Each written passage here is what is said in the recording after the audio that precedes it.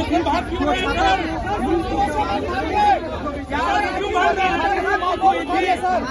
सवालों से मत भागिए सर।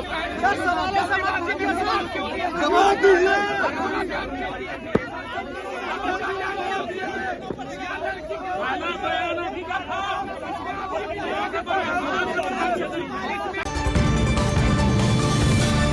नमस्कार, दर्श न्यूज में आपका स्वागत है। मैं हूं आपके साथ विशाल।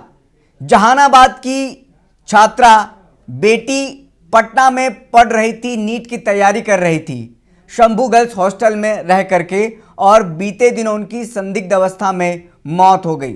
इसको लेकर अब सत्ता पक्ष विपक्ष दोनों आमने सामने हैं, तो इस मामला को लेकर अब एसआईटी का गठन कर दिया गया है। एसआईटी गठन होने के पहले दिन ही शंभू गर्ल्स हॉस्टल पहुंची थी एसआईटी की टीम, और तमाम जो सीसीटीवी फुटेज हैं उनको इकट्ठा कर लिया है, जमा करके एविडेंस के तौर पर अपने पास रख लिया है। और आज दूसरा दिन है जब प्रभात मेमोरियल हॉस्पिटल पहुंची एसआईटी की टीम, और तमाम डॉक्टरों और स्टाफ से, कर्मचारियों से बातचीत की है, और उसके बाद फिर पूरा मामला जो है अब जांच हो रहा है। दरअसल ये मामला धीरे धीरे और तूल पकड़ता जा रहा है। सत्ता पक्ष और विपक्ष दोनों आमने सामने हैं ही, और कहा गया है कि अब इसको लेकर रोज एसआईटी की टीम जो है समीक्षा करेगी और रोज रिपोर्ट देगी गृह मंत्री सम्राट चौधरी को, डीजीपी को।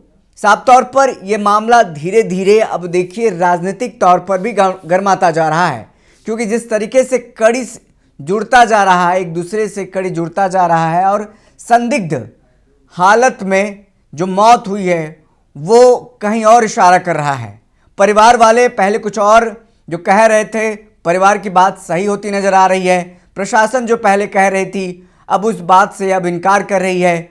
वो बयान बदलता हुआ बयान अब कई और इशारा करता नजर आ रहा है। ये बातें सिर्फ कहने के लिए नहीं है, ये बातें बताने और समझाने के लिए भी है कि प्रशासन क्या कर रही है, बिहार पुलिस क्या कर रही है, और फिर जिस तरीके से इस मामले को दबाया जाने की कोशिश की और छिपाने की कोशिश की, तो इस पर कई नेता भी मुखर होकर सामने आ रहे हैं। आज जब प्रभात मेमोरियल अस्पताल में एसआईटी की टीम पहुंची, जिसमें एएसपी अभिनव कुमार भी शामिल हैं। अभिनव कुमार का भी बीते दिनों बयान आया था, उन्होंने कहा था कि ये रेप की घटना नहीं है, कहीं से पुष्टि नहीं होती है, लेकिन अब पुलिस ही मान रही है कि इस ओर भी जाँच हो रही है। अब इसको लेकर जब मीडिया ने सवाल किया कि आप तो पहले कह रहे थे कि ये वो घटना नहीं है जिसकी जिक्र अभी हो रही है, तो फिर आप बात छुपा क्यों रहे थे? तो मुंह छिपाकर भागते नजर आए हैं एएसपी अभिनव कुमार। जो तस्वीरें हैं साफ तौर पर आप देख सकते हैं। और ऐसे में प्रभात मेमोरियल अस्पताल के डॉक्टर सीएमडी सतीश कुमार की तरफ से प्रेस कॉन्फ्रेंस का आयोजन किया गया था। तमाम मीडिया बंधुओं को बुलाया गया था कि ताकि अपनी बात रखी जाए। वहीं 2 बजे से प्रेस कॉन्फ्रेंस होना था, 2:30 बजे प्रेस कॉन्फ्रेंस को कैंसिल कर दिया गया। आनन फानन में प्रेस कॉन्फ्रेंस बुलाई गई थी, और फिर आनन फानन में इसको रद्द भी करना पड़ा। रद्द करने के पीछे जो वजहें बताई गई है, उस वजह पर भी हम थोड़ा जिक्र कर लेते हैं और बता दें आपको। डॉक्टर प्रभात मेमोरियल हिमरती हॉस्पिटल, हीरामती हॉस्पिटल की तरफ से जो सूचना आया है उसमें बताया गया कि मीडिया के सम्मानित पत्रकारगण मामले की जांच एसआईटी कर रही है। ऐसे में संवाददाता सम्मेलन आयोजित करना संभव नहीं है। मामले को लेकर जो भी जानकारी है वो जांच टीम ही देगी। आपकी असुविधा के लिए हमें खेद है। और प्रेषक हैं डॉक्टर सतीश कुमार। डॉक्टर सतीश कुमार जो कि प्रभात मेमोरियल हॉस्पिटल के चेयरमैन हैं, एमडी हैं, इन पर भी आरोप लग रहे हैं कि इन्होंने तथ्यों को छिपाया और फिर गलत बातें सामने आई, जिसके कारण परिवार जो आरोप लगा रहा है वो आरोप कहीं ना कहीं सही है। कई जगहों पर पोस्टमार्टम रिपोर्ट में जो चोटें आई हैं, जो कहा जा रहा है, वो चोट कहीं ना कहीं इशारा कर रहा है जो परिवार कहते नजर आते हैं।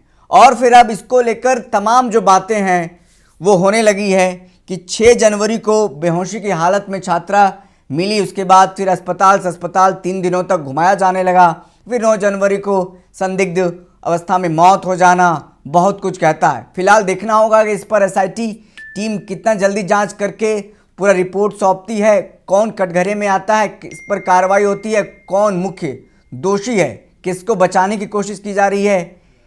तमाम मुद्दों पर और भी सामने आएंगे। फिलहाल इस खबर में इतना ही। हमें दीजिए इजाज़त, फिर मिलते किसी बड़ी खबर के साथ। बहुत बहुत शुक्रिया।